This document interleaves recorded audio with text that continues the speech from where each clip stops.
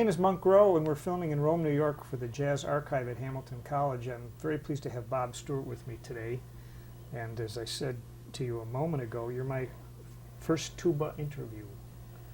We have one banjo player, and now we have a tuba player. Great. Yeah, so I'm pleased to be able to talk about your career. You've probably, like most musicians, worn a lot of hats in the music business.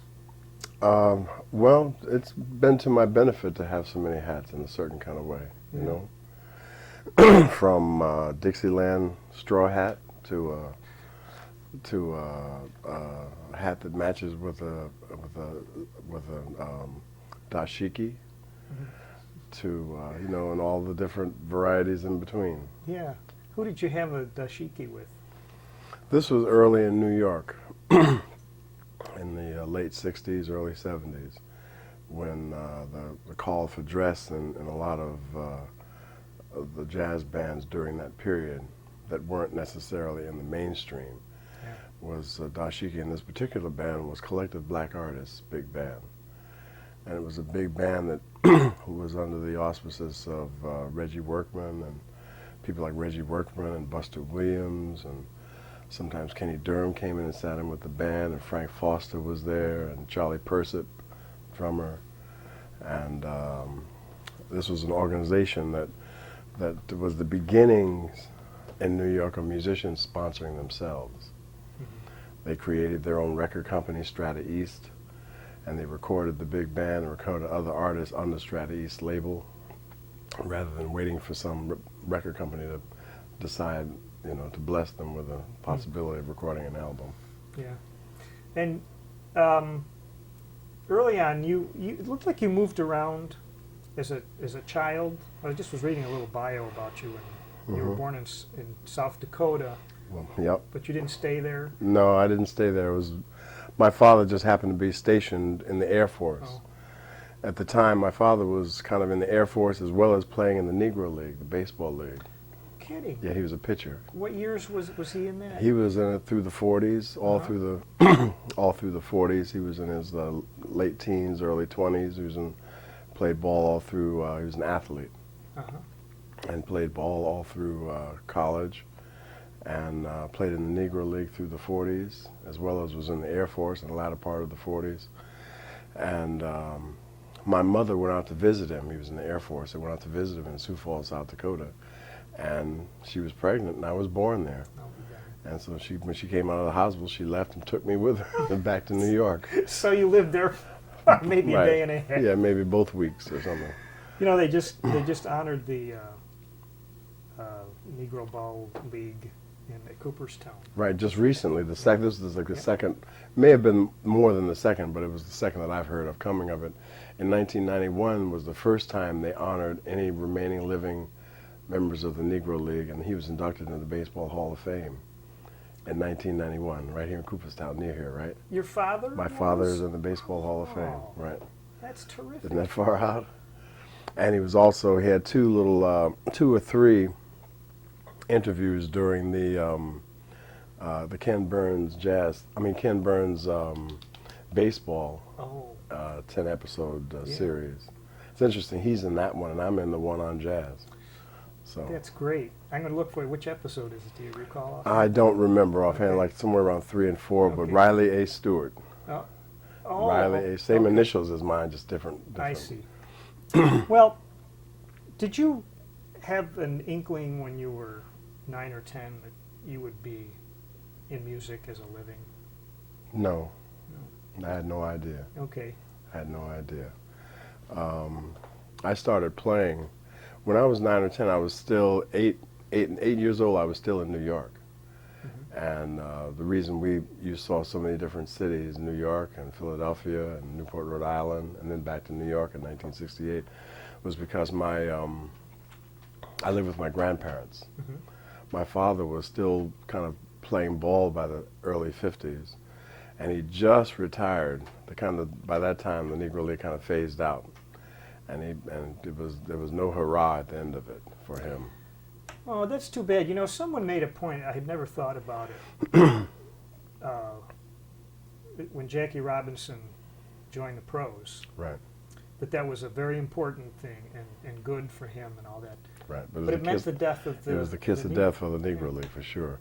I mean, a lot of things happened. Like, I don't want to get too far off the subject, but if you think about the about integration, I mean, it was a great thing. While at the same time, it was almost like you led people down this garden path, following this carrot until you finally caught them.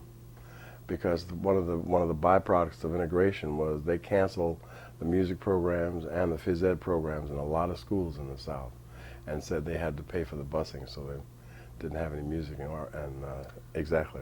So, I never heard that. right, there was a bunch. My father was in Shreveport, Louisiana, and they basically canceled the music program, and they were about to cancel the phys ed program in some kind of way. They finagled it so they didn't.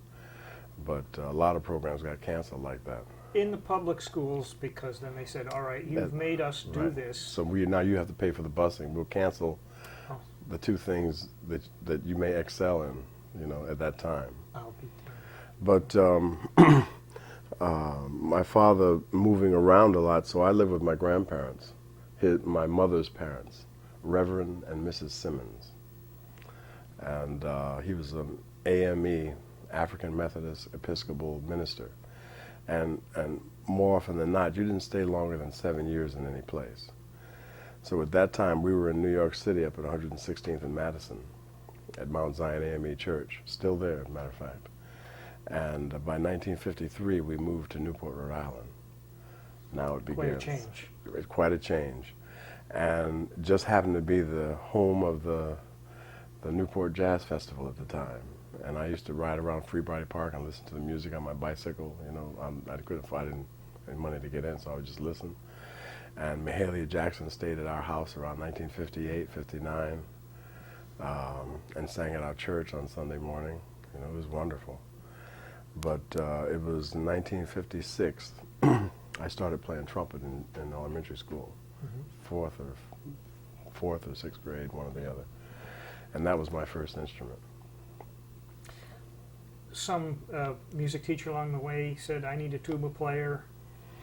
No, Did you no, make I that played trumpet all the way through high school. Oh, I was good on trumpet, and had a scholarship to go to college. Played trumpet through my first 2 years of college, and because of some early teaching that gave me some embouchure problems, and I had to do a graduation recital in another 2 years, and actually a year and a half, and there's no way I would have been able to do it on trumpet. So I went to a larger mouthpiece, and that larger mouthpiece happened to be a tuba, and just trained new muscle rather than retraining existing muscles that had problems. And Terrence Blanchard just went through this some years ago, 3 years ago, where he had to change his embouchure because he was having problems, and it took him a while to retrain muscle. It takes, I mean, to break all those habits and then come back and do it correctly. It's very, very difficult. And I didn't have time to do it in that amount of time, so I switched to tuba and did a recital on tuba in about a year and a half. no. Hated it. You hated the... Hated it. Yeah. You know what I mean? By that time, I didn't realize until I switched to tuba. I started to have not perfect, but relative pitch on. I didn't know it at the time until when I switched to tuba. I found out that I could recognize all the notes on trumpet just texturally. I knew my fingers would go down to the right place whenever the notes were played or I heard the sound. My fingers would go to the right note. And for years, I mean, when I say years, I mean like about 10 years, I was a step away all the time playing the tuba, because the tuba's in C and the trumpet was in B flat. Oh So my fingers would go to the fingering that my ear was hearing, and it would always be a step away. I mean, and God, it was so consistent. I just started to trick myself, and I would make myself put wrong fingering down, That's really and get the right note. And you were a step low? Well, Trying to the figure trumpet, out how that would have if worked. I was going for a C, I would go for an open note, and it would be, in fact, a B flat. So I would be a 'Cause step. you were I would hitting be the a step concert higher. pitch. Exactly. I would be hitting the concert pitch, and I would be a step higher than the note all the time. Wow. So it was very interesting for a while. It changes the whole harmonic scheme of It the rest of certainly the does. band, doesn't it? It certainly does. So I mean, it took a while for me to really my ear to those young ears. It's like Mhm. young kids learn languages. They hear languages much easier than Yeah. people of age.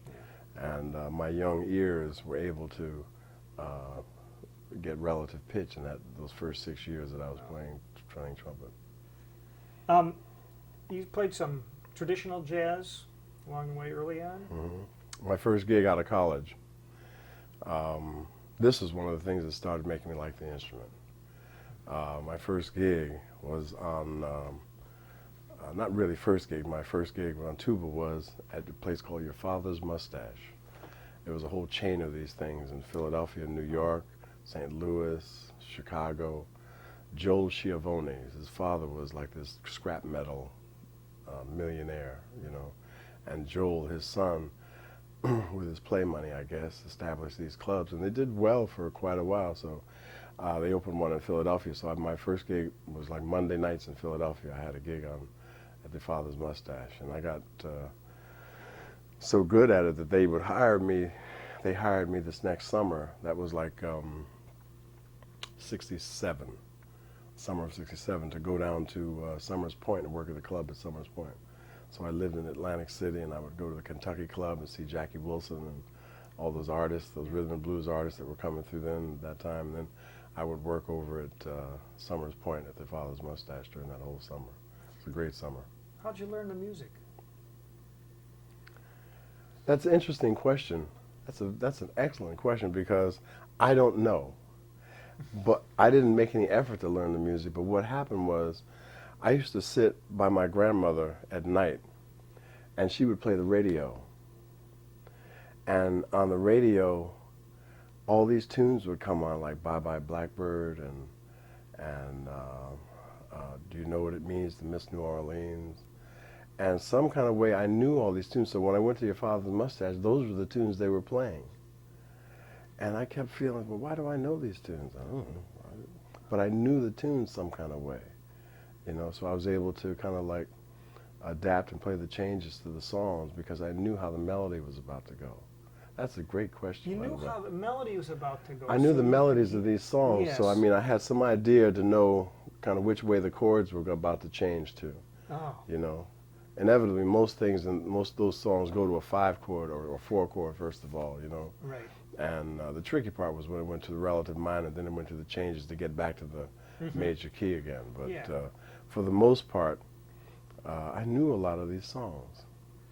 That's cool. That's very cool. And I was listening to, in fact, I'm going to put on Okay. a little piece of something here.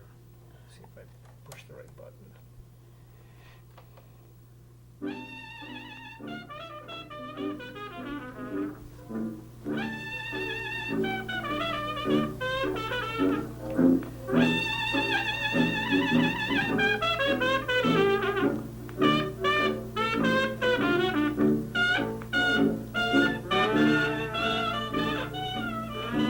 Now,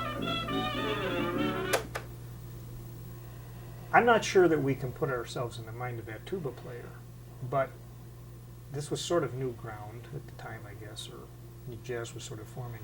Do you know how would that person be thinking? Okay, I got to play the root, then fifth, Quite often. and do you think they had I don't even know how to phrase this question, but would they be thinking this is two-beat music, or? I'm not sure whether they would be thinking 2-beat music, because it was the music that was being played at the time. It wasn't like there was some other music. Okay. There wasn't a 4-beat at the time. Okay. You know, so they wouldn't necessarily be thinking, well, am I going to go boom, boom, boom, boom, boom, boom, or am I going to go boom, boom, boom, boom, you know? Right. He'd probably just do what he was doing. He wouldn't necessarily think of it as 2-beat, because at that time, there was no music going dum, dum, dum, dum, dum, dum, Right. dum. Right. So he might not be thinking about 4 particularly, unless they did a stop chorus where they went bum, bum, bum, dum, Right. dum, dum. And they wouldn't necessarily think in 4, they just say it's a stop chorus. So they Yeah. do one of those bum, bum, or play 3 notes or play 2 notes or whatever they chose to do. Right. Why was you know, you said in your recent CD here that the tuba kind of went out of favor. Late 20s. Late 20s and the beginnings of the swing era, beginnings when the band started to get really larger, the big band kind of things. Still some big bands held on to a tuba player that doubled on bass, Right. like many bass players that came through that period, Slam Stewart, Major Holly, a lot of them played tuba. Major Holly was a great tuba player. I have a picture of Pops Foster. Right, like absolutely. 1929. Sure. Yeah, playing both of sousaphone, them. Right. actually. Red Calendar Uh-huh. was a Oh, great he tuba. did too? Yeah, he was a great tuba player. Wow. Yeah, I mean he was playing with Lester Young all through most of the 40s and doing. You see him in movies with Louis Armstrong in the background. One of those movies where he's wearing this straw hat. You know what I mean? One of those flat brim hats. Yeah. And but he was a great tuba player. Was it partly volume and partly just the physical limitations of the instrument that you couldn't walk all night? I don't know. I don't really know. I've what was on the Spike Lee record date. It was a Jungle Fever or was No More something Blues. What was the blues one? Mo Better Blues. More Better Blues, right. Yeah. And during the record date, Milt Hinton was on the date. And I asked him, I said, since you were there, and I know you migrated to Chicago in the late teens, when you were like 10 or 11 years old, why did they stop using the tuba? And his answer, coming from a person who was not a tuba player, was, well, you know, the tuba was like a country instrument. It was an instrument for parades and stuff like that, and we were moving north. We were moving up to the city, and it just wasn't hip enough. You know, nobody wanted a tuba. They wanted to hear upright bass. It was like more urban and more cityfied. That's what he said. Now, as a tuba player, I know full well if a tuba player had to sit back there and play in one of those big bands of the 30s where, in fact, it was in 4, and you have to play to the volume of 15 cats playing horns, a drummer, a guitar player who quite often had a you know, by that time they were starting to be amplified, the guitar. There's no way you could do that. Yeah. I mean, I started out with Arthur Blythe in his quintet, and I can't tell you how many cuts I got trying to maintain that thing without an amplifier, with a contemporary drummer. Yeah. And still we weren't playing as loud as one of those big bands. Trying to maintain a 4 feel and that, you know, contemporary style of playing the bass function, and how many swollen lips and ice packs and cuts and so forth I had, because it's just very difficult to do physically. It's very difficult to do, and to play to that volume, inevitably what happens is you start getting tired, and when you start getting tired you start slowing down. You see, and that's why I know those bass players, the tuba players, could not have done that, and those guys went out on the road for how many weeks at a time? There's no way his chops could have handled that. No way, you know. So that's one of the reasons when I'm doing that function, I have a microphone on my belt. So when I'm playing that function, I'm playing like I'm sitting in my room practicing. And so I let in New York, the electric company is called Con Edison. I let Con Edison do the rest of it, you know. You know, I let Con Edison come up to the level of that sizzle cymbal that's ringing all the time. Isn't that something? Because a drummer hits one of those sizzle cymbals, bang! You know what I mean? Shh. So all my notes are wiped for the next 10 seconds while that sizzle, shh, you know. So. Well, but it sure is. The sound of the tuba now is indelible with sort of an era of music. Yeah. And it still Absolutely. has its place. Now, you've been trying to move it both ways. both ways? Both ways, because it's an interesting story. I was, for many years, I took great pleasure when people would say, because I had been working hard to try and do the bass thing and people would say, you know, wow, Bob, sounds great. It sounds just like a bass. I get all proud, just stick my chest out, you know what I mean? Yeah. And because that's what I've been trying to do, just to find the technique of how to make that roll and feel like a bass player playing. Mm-hmm. And so I put a quartet together, John Clark and I, French horn player, and taped it. And it was in the early '80s when I did this. It was after I'd been working with Gil Evans. So I took the tape down to Gil Evans, and let him hear it. And everyone else had been saying, "Wow, sounds great, Bob. Sounds just like a bass." And Gil said to me, he used exactly the same words, except he put emphasis on a different syllable, right? Yeah. And he said, "Yeah, Bob, sounds great, but it just sounds like a bass." So I discovered, Wow. in all my efforts to try and sound like and reproduce that feeling of a bass, I'd lost an instrument. Mm-hmm. I totally lost the tuba in my efforts. So I actively went about finding the instrument that I lost in order to, like I said, going both ways. So a lot of my compositions are influenced by New Orleans and the feelings of that style of music. So I think one of the tunes on this is called Ham Bone. Yeah. And it has that New Orleans kind of feeling to it. Well, maybe we should just listen to the beginning. Okay. Because it caught my eye right away. That title for one thing, and then the groove of this song, which I think is very cool. This is all written out.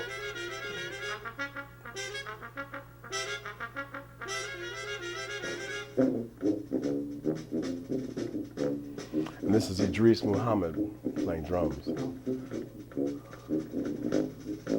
No, I'm sorry, this is not Idris. He's on the previous album. This is Buddy Williams playing drums, but he has an understanding about that New Orleans. You see where he's coming from playing it. Strut kind of thing. Exactly. Yeah. That whole marching band snare drum. I could just see it going down the street. You know what I'm saying? I've only been to New Orleans once, but I heard it. Right. Yeah. But then the other part of the song is coming from a whole other place. Yeah. It's not really coming, because the reason I'm doing this very slow through the first time is also coming out of that New Orleans tradition where you're going to the cemetery playing very slow, and when you come back from the cemetery you're playing happy and hot, you know.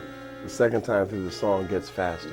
And that's, again, playing homage to the whole tradition of New Orleans, Right. while necessarily the music is not traditional, but it's in the tradition. In the tradition. And then you go to this treatment. Is this a little bit of Con Edison in there with your sound? Not necessarily with the sound, although I am playing through an amplifier. Though most of these record dates I'm playing through an amplifier, because I couldn't keep this up. I thought I heard. Did you have an electronic treatment on the sound? No, not on this one. Oh, okay. No. I don't think I have that treatment on any of these on this particular album. Maybe it's just that you're playing more sustained as opposed to whoop. Right, whoop, exactly. whoop. Yeah. That's right.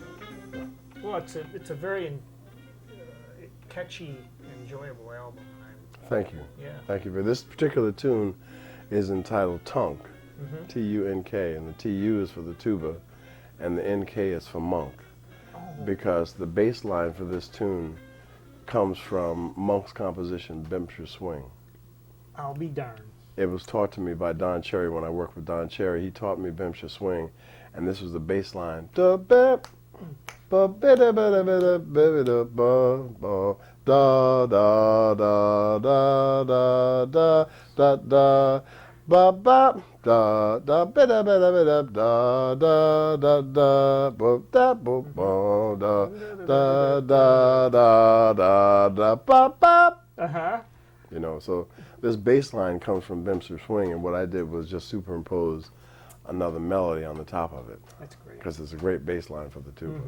You know, a lot of my things that I choose to do are bass line kind of driven. whether the only one composition I've written that wasn't, and that was a song for my son called CJ, and it just the melody came to me while watching him move around the house, very, with, it's in 7, and then it switches back to 6. So, I mean, you see him walking, he's like... Is this the song that's going to Eastman? That's the one that's going to Eastman now. He's like, be 20 years old next month after next. Gee. But, did you find that, okay, you're playing an instrument that not as many people play, perhaps, especially in the jazz world. So there's not as much competition on your instrument, but there's not as many opportunities? Or did you make your opportunities? I think both things are probably true.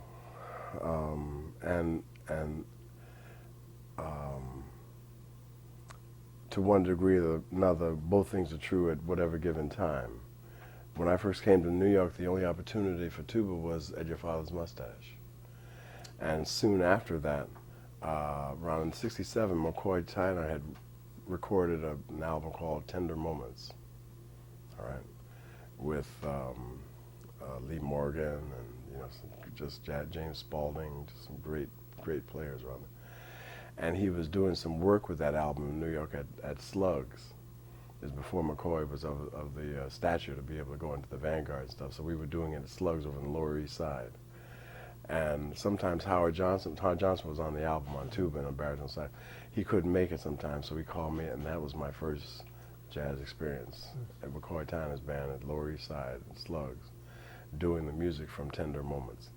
Now, that was one of the first jazz opportunities, and after that period, there weren't that many. Carla Bley was the next person because JCOA, Jazz Composers Workshop Orchestra, happened, and Carla Bley and Mike Mantler were doing things, and they invited me to play tuba on some of their things. I actually sang on one of their Escalator Over the Hill, that one of those early JCOA albums, and then I played on some of her other things, and that's when I was in her band all that led up to, all that was going on in the beginning of the 70s, and by the time we got to around 76, she took that band out on the road, so it was my second experience out on the road. The first was with Gil Evans in 76, and then I went with her later on in the year, going to Europe. But those were the two bands in that time that were kind of, so they were performing all the time. So every once in a while down at Loeb Student Center in New York, where they gave their concerts, where that building's been torn down now, they would give concerts. By the late 70s, by 78, 79, I was doing something with Charlie Hagen.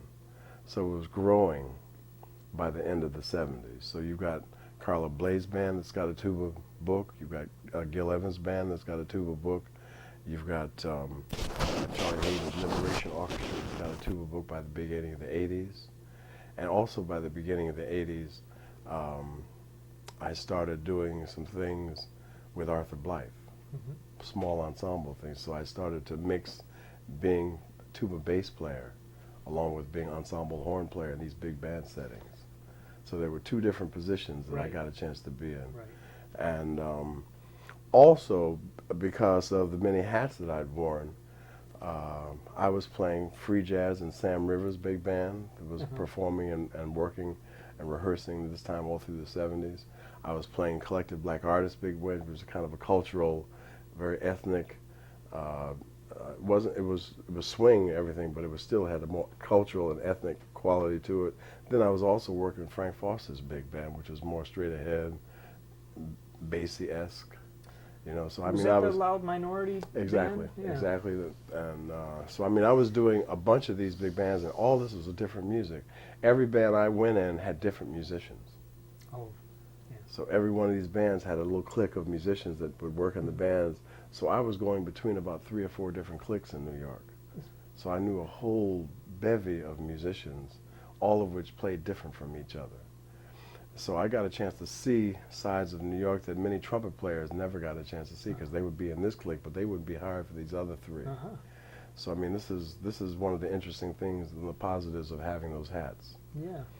And So I got a chance to see a lot of different music, and I brought all that to, and see a lot of different bass players. With Collective Blast artists, there was Reggie Workman, there was Buster Williams, and then with Frank Foster, there was Earl May. You know, and he's a very different player than either one of the first two I mentioned. And with Carla Bley, there was Steve Swallow. You know what I mean? So I'm like around all these great bass players, and so I'm drawing from different colors from them and how to present the bass line, and therefore influencing how I try and do it on tuba. How, you know. Right. Did you get the sense when you were playing ensemble tuba, did the bass player in that group need to do any adjusting in their note choices? No, I did the adjusting. You did the adjusting. I did the adjusting because in a lot of bands, with the exceptions like Carla Bley or Gil Evans, they didn't really know how to write. Early arrangements of Frank Foster with tuba in it, he wasn't writing well. He wasn't writing great tuba parts. So quite often my part was either big half notes versions of the bass part or half notes paralleling the baritone saxophone. Oh. Later on, he started writing differently for the tuba, you know. I'm not sure whether I influenced that or he just started hearing it a little better. Or he started understanding how to write for it and what to do, how it could fit into the ensemble better. But what I would do during the period where he was just writing me half notes, I started doing things like, instead of going dum dum dum dum, I'd say ba dum dee dee dum, ba dee ba doo dum, ba dee ba doo dum. I would put little chromatic things leading into the note, and quite often I'd hear the bass player doing that, so I would do it with him, and the bass would look over to me and smile. You know, so I got certain. I would take certain liberties with the music, and the band leaders would never say anything. They said, "Oh, that's cool. Yeah, go. Okay, Bob." They just nod their head. So it allowed me to play what wasn't on the paper, and get the okay from the band leader and from the bass player. So I learned how to add things, little things to the big band that weren't on the paper that helped push where the accents and things were. Probably learning that trad music in the beginning helped develop your hearing. Oh, you know, sure, for all that. for sure. Understanding exactly where that rhythm section thing was. You know, rather than, I wasn't just an ensemble horn that didn't know the possibility was there. I was an ensemble horn that had played bass lines and things in the two-beat songs. Just a technical thing. When does the tuba sound an octave? No, it sounds where you write it. Sounds where you write it. It sounds exactly where you write it. Because sometimes you see, you know, a high school band or something that's short of a trombone, and you'll see a tuba on the fourth trombone stand. Quite often I tried to do, when I was teaching high school at LaGuardia High School, Performing Arts High School in New York, I would, we had a couple of great tuba players that came through that school, and I would put them on that fourth part.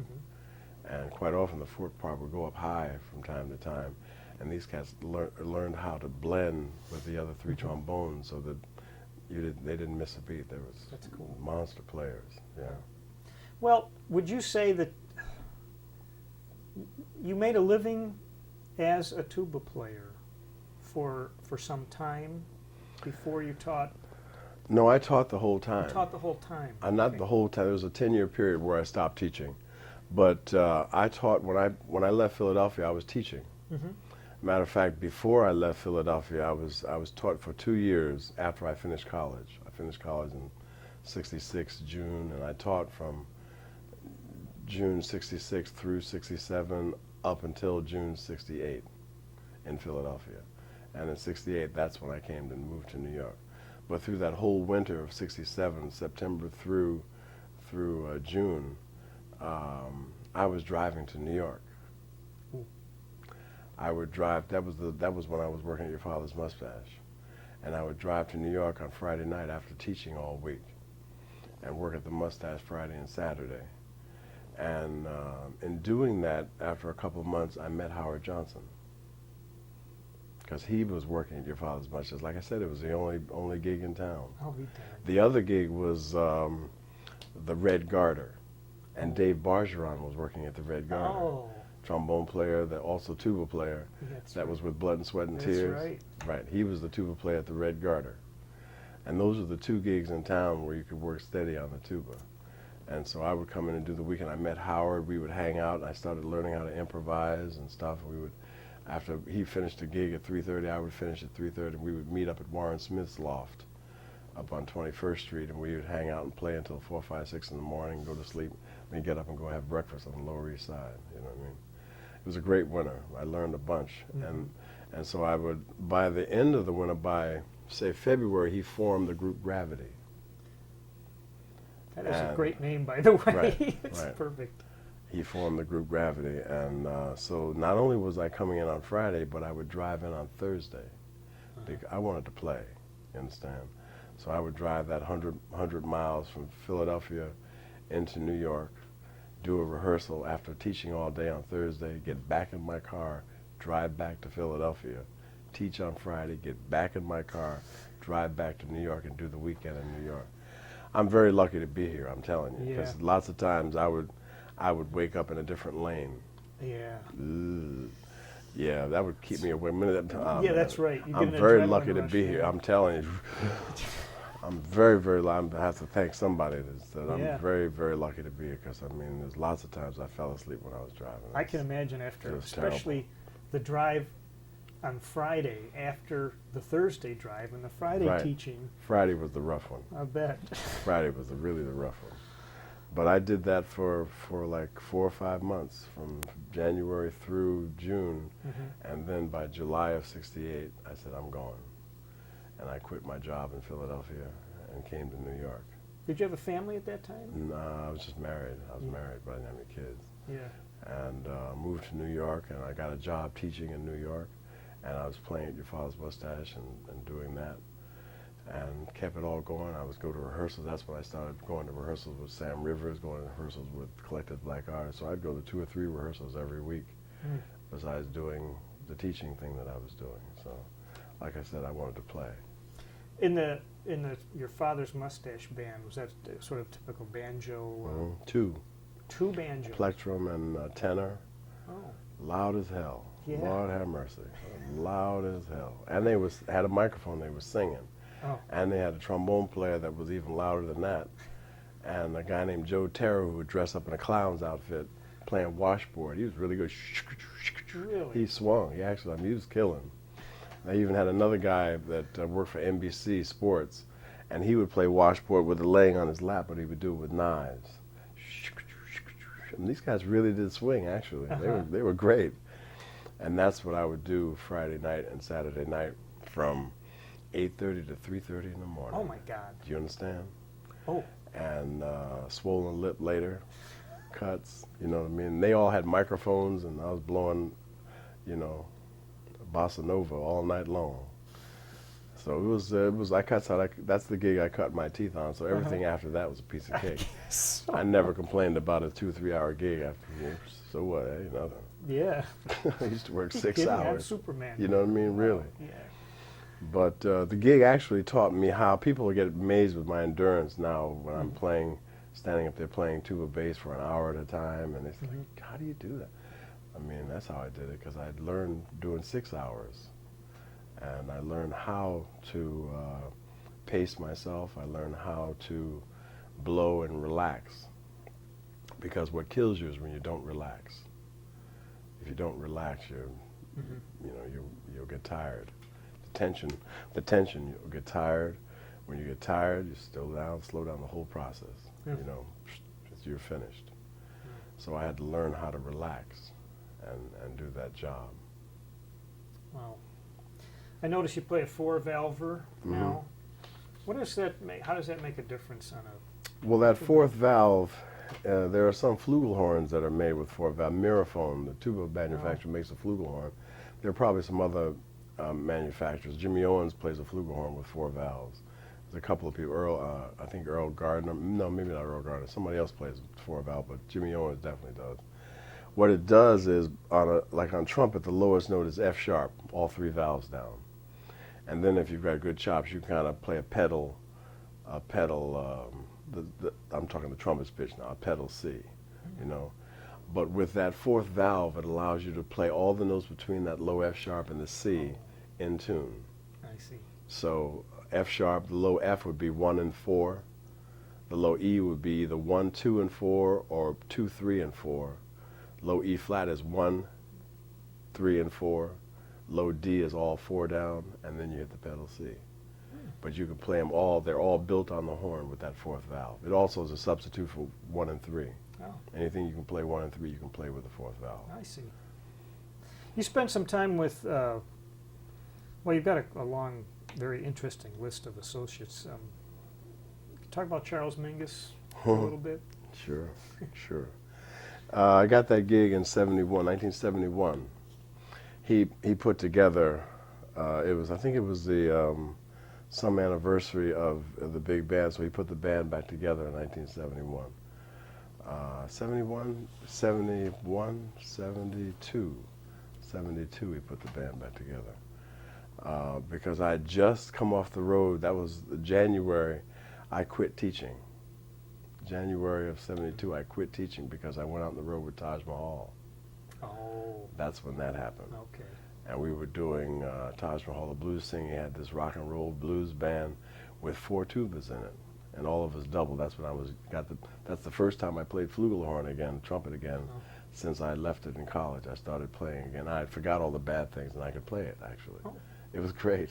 Isn't that That time interesting? passed. I forgot how to do it wrong, and so when I picked it up, I was doing it right. It worked.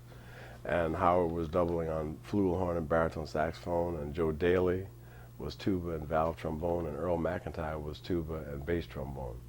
So we did that for first 4 months of 1971.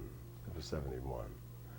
And then when that finished in April, I was kind of like depressed because, I mean, it's hard coming off one of those gigs where you're playing for 5,000 people and 10,000 people screaming and hollering, you know what I mean? You're traveling posh, you know what I mean? You're being escorted here and escorted there. And then all of a sudden there's nothing, you know what I mean? So I'm sitting around patting my foot, looking at my watch, and Howard Johnson calls me up. He says, Mingus is putting a band together. He wants to use tuba and baritone, man. Come on down to such and so and so. I said, yeah, cool.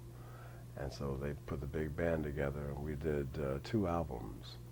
One was a live album at Avery Fisher, featuring, it was like Bill Cosby was the host, and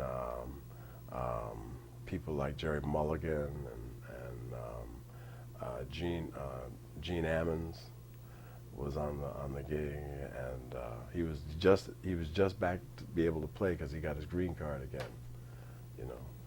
And there was a bunch of artists on there. I can't even think of all of them right now, but it was an amazing gig. And then he did another studio album for Columbia called "Let My Children Hear Music," and there was a written solo with me and French horn, a duet. On Don't Be Afraid, the Clown's Afraid Too, which is great, you know. So I got friendly with Mingus, and one incident happened in the band where I had to break up a fight, and Mingus was just floored by that. He said, oh, did you see that man? Did you see what he did? I just picked up the cat and took him out of the room into the next room. Mingus just loved that. He just, you know, he didn't even try to stop the fight. He wanted to see how it was going to go. And then I separated the cat and took him in the room. So Mingus hired me to hire the band for that Avery Fisher Hall concert. And he was great to me. He was just as nice as he could be, you know. Yeah, because people talk about how volatile he could be. You know. He was. Yeah. He was just nice to me because he saw me do that. So he figured I wasn't one of the people he should be messing with. So he said, well, then, you know, if he can do that, shit, he can control my band. So he hired me to be the straw boss. Oh. To hire cats for the next gig. I'll be darned. You know what I mean? Could be the first time in history a straw boss played the tuba. Right. I'm sure. I'm sure. But he was cool. I mean, I'd heard all the stories and everything about Bobby Jones and all the different cats that suffered under his hand. I watched him fire cats, and before they could walk out the back door, he hired them again. Where you going? Bring your ass back here. You know what I mean? But he was great. Eddie Burt was on that group? Eddie Burt was on that gig. I just saw him recently. He comes and sets in. I'm teaching at Lehman College, and he comes down and sets in with the band sometimes. Yeah, Eddie Burt was on that gig. You know what's that's funny right. about Eddie? I bet you he'll be able to tell you how many miles it is between his house and this Lehman College. Ask him about Oh that. yeah, So oh yeah, no, he that was told one me. of his complaints. That's why he stopped coming because, you know, it's an hour between my house and here, and then it's an hour back, and I'm drinking, and he looked at his watch, and I mean, I said, yeah, okay. I just remember about that. He told me what he's doing now, and every gig he mentioned, he had the mileage memorized or something. Right. Interesting. So you've gone from music that has a long history, a tradition, and stuff that's pretty groundbreaking too. Is that fair to say? Which part was Lester groundbreaking? Bowie? Oh yeah, Yeah. sure. Yeah, well, he again, because he had heard me play with Arthur Blythe, he invited me to be a part of Brass Fantasy. Yeah. And so I got to be the bass player in that group of all brass players. Mm-hmm. Again, homage and tribute to New Orleans, while again taking the music, trying to go to the next mile, while using the traditional instrumentation. You're paying homage to the tradition, not necessarily being traditional, you know. And he took it to a whole bunch of different places. Well, I was listening to the one I have is called Avant Pop. Right, right. And as I was listening to it, sometimes you're trying to figure out what is the intention of this record, and sometimes I almost felt like he was trying to get airplay on a easy listening station, or no, maybe not easy listening, but he's doing Saving All My Love for You. But and then the other side of the record, there's this thing called No Shit. Right. You know, Exactly. so okay, now where's he going with this? Well, I think I would have conversations with him, and I had conversations with Carla Bley about the same thing. I mean, I listen to the jazz stations in New York. I hardly ever hear her play Carla Bley's music. Mm. You know what I mean? And she would complain. So she would just say, "Well, my stuff is really easy to listen to. It's just like this and this and this. I don't understand what problem they have with why don't they play my music." She would always get voted on in the polls and downbeat things, but very seldom would they play her music on the radio, you know. And Lester felt some of that same frustration, where he thought his music, even though he may have been known like Art Ensemble Chicago, which was kind of on the border and, you know, leaning on the music a little bit, a lot of things we did with Brass Fantasy were really very palatable, you know. Yeah. And so he was trying to get some airplay. He wasn't necessarily going all the way overboard, because a lot of the arrangements when we did them live, they would transcend Saving All My Love and become this whole other thing. Like we did one of Billie Holiday's Strange Fruit, and it's very emotional, very, very emotional. I mean, even to the point of when we were in Europe, we were on tour once, he bought a starter pistol. And so when it got to the hanging part, and the band kind of plays free for a bit, and he pulls out a star, bang, bang, bang, bang, bang. Boy, people in the audience were bailing out, ducking. They were hitting the ground. It's hilarious. Oh, what are they doing? What are they doing? You know what I mean? And then they went, da, he goes back into the tune again. It's like, but Wow. we did a bunch of stuff like that where he really does take Saving All My Love and lean on it. Mm-hmm. You know, really lean on it, or a lot of the tunes, Biggie Smalls' tune, and just lean on it and do stuff with it in terms of improvisation. Just like when he was asked to do the theme for the Bill Cosby Show. What he plays, he's not trying to get airplay. You see what he's playing is really abstract, and it's certain, but it works. You know, I didn't even know that was him. That's him. I got to listen to it again. That's Lester Bowie playing that very, very. Yeah. You know, that's him. Matter of fact, I listened to some of the things that Wynton's doing now more recently, and he's doing Lester. Oh. I mean, a lot of the things, as much as he may have objected at one point or another to Lester, the things that when he's doing a lot of his half valve thing, he does this whole piece of half valve. That's Lester. There's no other trumpet player that played like that. You know, so a lot of things that he's doing have been influenced, whether he wants to admit it or not, are admittedly coming out of Lester Bowie. Yeah. You know. You're still, you said you retired from teaching just recently? I retired from the Board of Education in New York. You know, I did 25 years, so I retired from that, but I'm still teaching it. I run the jazz program up at Lehman College, as well as I teach jazz history at Juilliard, one semester a year, which is plenty. It's enough. Yeah. And it leaves me time to practice, tour, do whatever I need to do, you know. Is it hard to teach the history of jazz in one semester? Yes. Time, I mean, like to give due credit due. Where Yes, very difficult, because most of the time, even if you teach from 1900 to 1950 in one semester, it's difficult because you spend most of my time figuring out who to leave out. You know what I mean?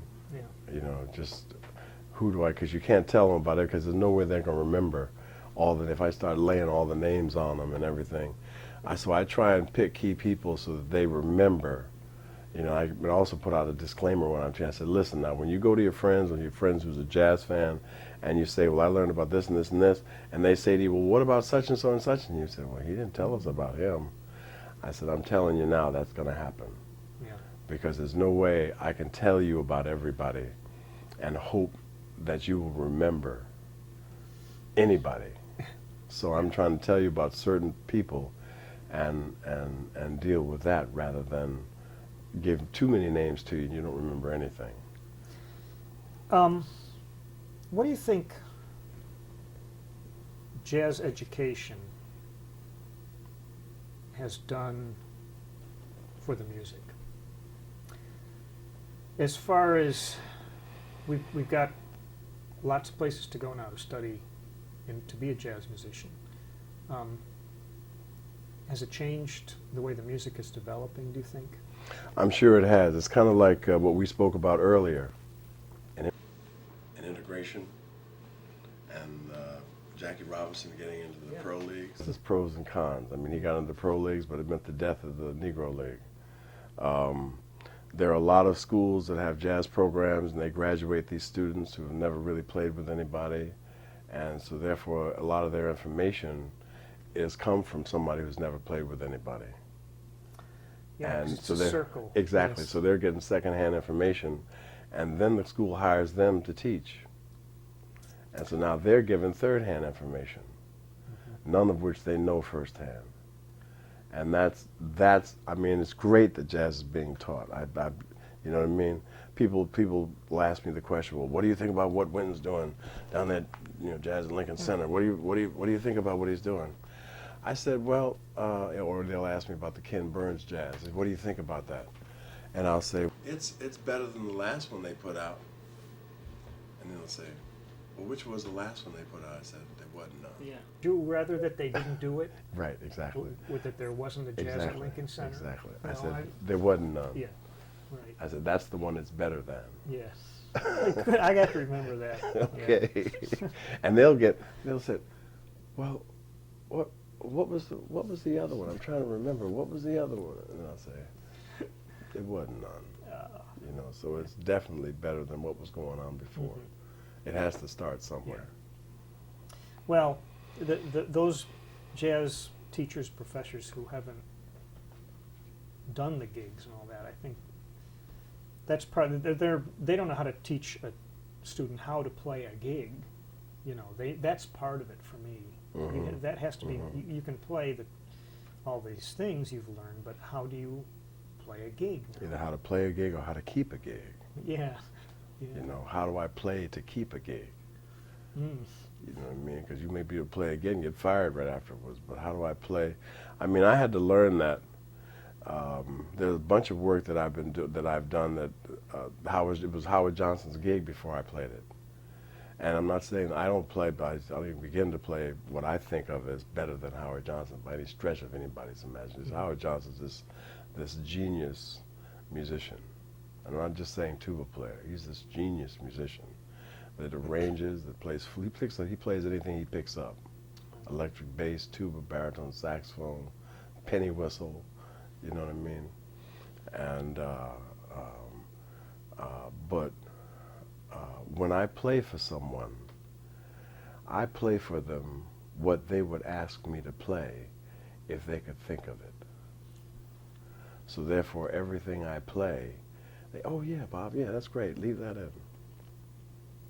so they trust me, and so I can apply myself to them very personally, think about what it is they want in this band, and not just bring my politic to their band. And I definitely have a politic, but I bring it, but I temper it with what they need in their band. And quite often, more often than not, they never tell me not to play. Extra things I might put in, just like when I started out playing with the bass player, da-da-da. It grew from that. And so Carla Blade would hire me, and Carla said, man, I'm not sending you in the sub anymore. I'm like, you keep taking my damn gigs, man. What's wrong? You know? But I kind of become these people. And that may have also to do with earlier we spoke about the hats, you know, where I understand those different genre of music, so I can apply myself to them in a certain way that they appreciate. Because Frank Foster didn't have a really great appreciation for the free players particularly, but I could work with him and the free players. You know, I worked with Globe Unity, which is a European free playing band, and I understood how to do that. So, I mean, I don't really see a big difference between Dixieland and playing free improv. I really don't. Because I do both, and I know both require big ears. You have to listen. You have to listen. And what you then do is you're either playing inside a tonality or you're playing outside of any tonality. But what you play has to do with what's going on. You see what I mean? And those rules apply to both of those musics. So it's about listening. If you're playing in a free situation and you're, especially if there's no bass player, do you feel I don't know if responsibility is the right word. Taking time, playing time or something? Time, yeah, but you also could direct things harmonically if you wanted to, it seems like. Time is a fleeting thing, and it is a thing that it's fleeting as well as it's there whether you play it or not. You know what I mean? Okay. If I say boom, boom, boom, boom, you still hear it, don't Still you? there, yeah. And I wait and do some other thing. Boom, boom, boom. There it is. See what I mean? It stays in the air. So you don't have to keep playing it for it to be there. I can, in between those things, I can say, hit a note and do a multiphonic. Wah, wah, wah, boom, boom, boom, boom. Yeah. That's time. In a free situation, that's time. Okay. That's that time. It's, you know, it may not be, maybe shorter or longer, each one of those phrases, but that's time. Right. You see what I mean? Yeah, it's just, it's a sort of a different way of codifying it or whatever. We Exactly. can't, you know, it might not have been 4 bars later, No, but you it's- decided to come in with that. Yeah.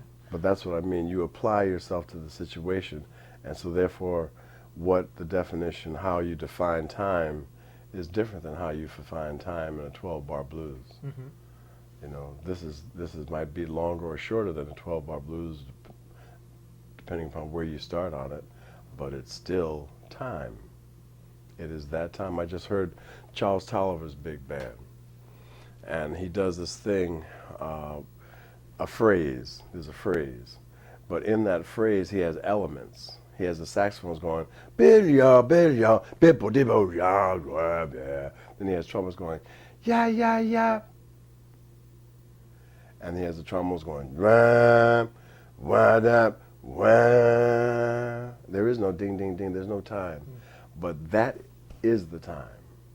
And when that phrase happens, that's the phrase. Once they've played that and they start getting into the rhythm of playing those things, those elements, none of which necessarily relate tempo-wise to each other, but they still are the phrase, you know. And from one time to another, something may speed up or slow down, but that is still the phrase. And that's a different concept of time. When there was, after he played it once, I said, oh, and I could feel the time, the rhythm of time of those phrases between each other, rather than this phrase has some relation to the time in that phrase. It's the relation of just them counterpointing each other that becomes the time, you know. And so it varies according to the situation.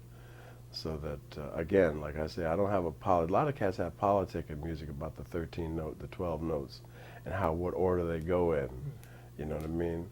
When I got my first experience with that in college, when they wouldn't let us practice jazz in the practice room, you know, I said, these are the same notes I play when I do the Hagen trumpet concerto. Why can't I play like a bebop? So what's the difference? No, you can't play that in the practice room. You have to get out of the practice room. You can play that. That was 60? That was 62 to 66, yeah. Philadelphia Musical Academy. Now it's an all-jazz school. Right. It is. It's the School of the Arts or something like Okay. that. And basically it's all improvisation, whether it's folk music, whatever. It's all improvisational school now.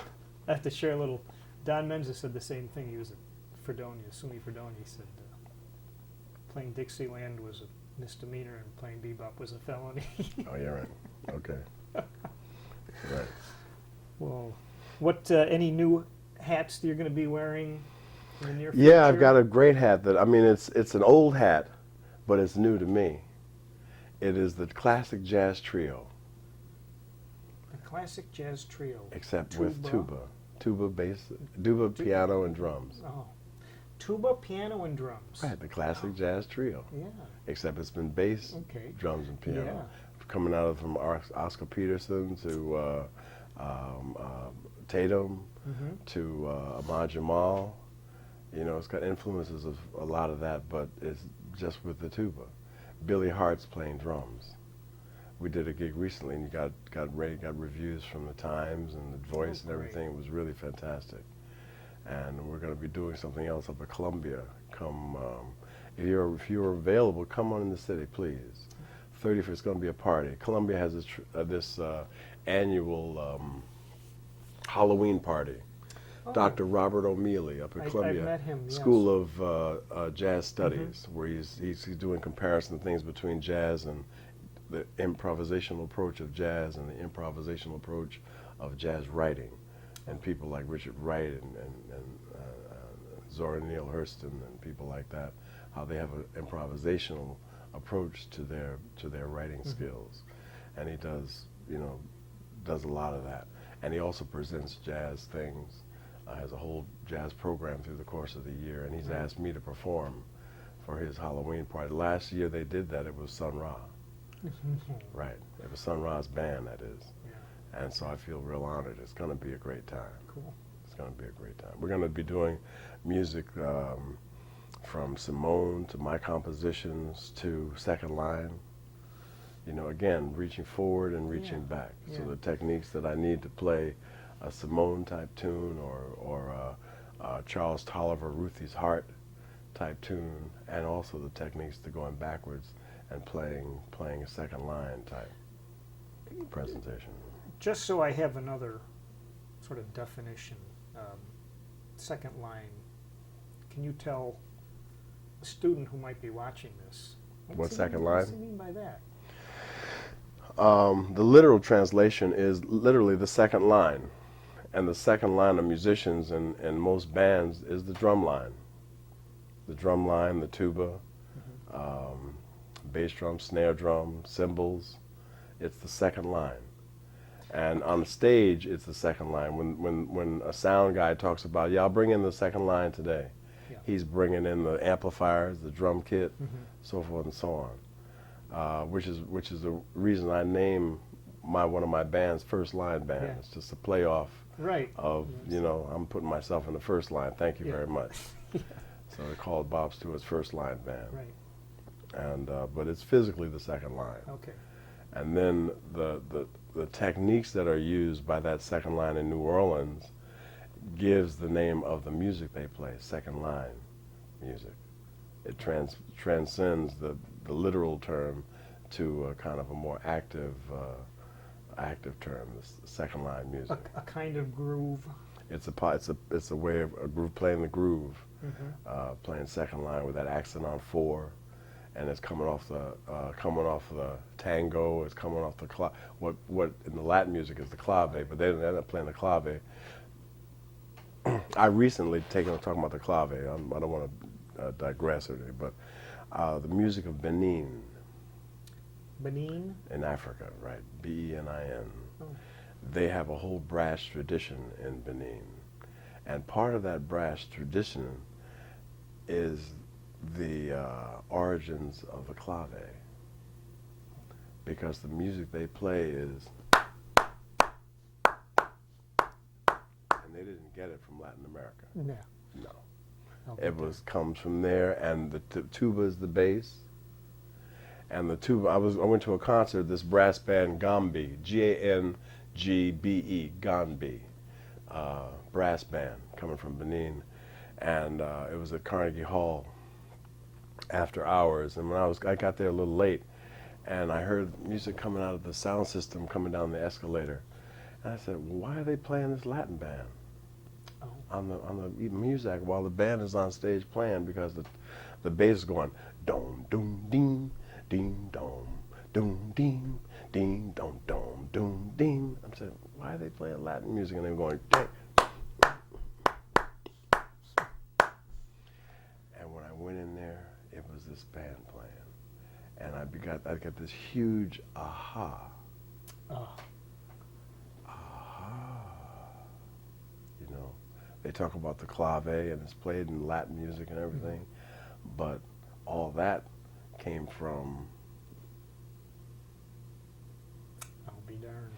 And I was reading a book about slavery and where people landed. Mm-hmm. And in the book it spoke about people from Benin landing all through the Caribbean, all through down around Cuba and all those islands, all through there, and down in like the northern part of down in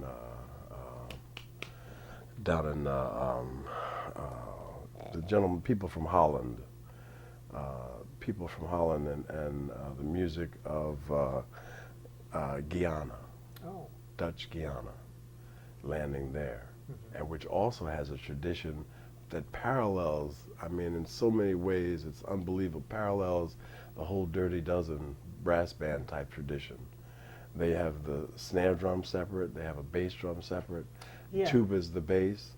The ensemble looks like the Dirty Dozen, but the music that comes out is night and day different. That's one of the tunes that I recorded called Sugarfinger. Comes from Dutch Guyana. It's a traditional song from really Dutch Guyana. fascinating. And again, they get their instruments from orphanages, from being in the army band. Then they take the instruments and play their traditional music with it. It really parallels New Orleans, except it's about 1,000 miles away down on the northern coast of South America.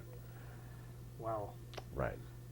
It's I'm thinking very seriously about if I do a doctorate, to do it based off of the tuba coming out of all these traditions and how slavery, I did a piece once, a talk at Jazz and Lincoln Center about marching band. What's it called when countries go into another country and they take them? Colonizations. Yeah, marching band colonization in jazz. Wow. You know what I mean? And how colonization, all those European countries that colonized brought their marching band to those countries, whether it's India, whether it's the Philippines, whether it's down in Guyana, whether it's the United States. And then we took those marching band instruments and played what we consider to be our traditional folk music with it. All those different countries. So you've got brass band traditions all around the world. That's really fascinating. And the only one that evolved into jazz was in the United States. Check it out. I mean, it's pretty amazing. It's pretty amazing if you think about it. Wow. It sounds like a massive work to do, though.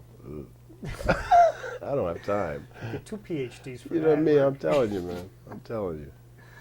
Well, this has been really fascinating for me. I've learned a lot just Cool. sitting talking to you. I appreciate your knowledge and great questions that you asked. Thank you. So I wish you best of luck with all your hats, and The hope your hats. son does well at Eastman. Yeah, What's his thank- instrument? Yeah, he plays violin. Uh-huh. He plays violin. He plays classical violin, but he's got great ears, and he's a great jazz player. Excellent. Yeah, he's going to be something. Well, he's going to a good spot. Yep, indeed, indeed. Thank you very much for the invitation. My pleasure. My pleasure. My pleasure. Hope it goes well. Well, good luck with your project.